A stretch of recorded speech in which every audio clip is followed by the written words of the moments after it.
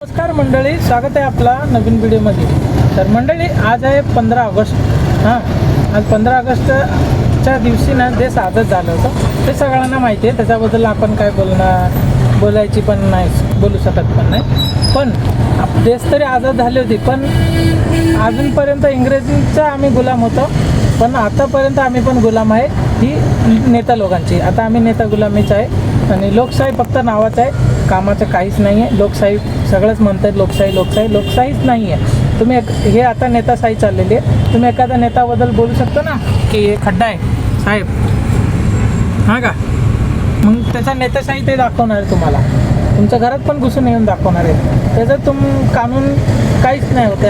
तेव्हा हातात ते लोक घेतात, कारण ते नेताशाही आहे. ते नेता आहे म्हणून चालतं आहे. आणि एखाद्या लेडीजला जर मारहाणी करायची तर तुम्ही नगरसेवक बनून जायचं, हां का? डॉक्टरच्या मारहाणी झाली होती जसं डोंबिवलीला, तसंच.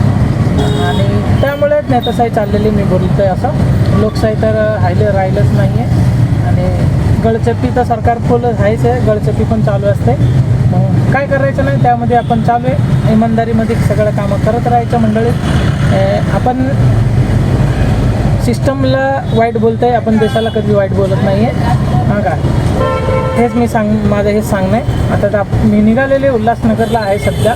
भाडा मारत 2-3 भाडा मारले. मी आज लेट निघालो होतो 11 वाजता.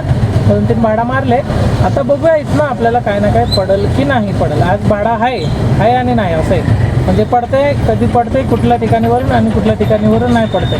आता आपण बघू शकतो ही देशाच्या आझादीच्यामुळे आपण नळामध्ये हे टाकतात.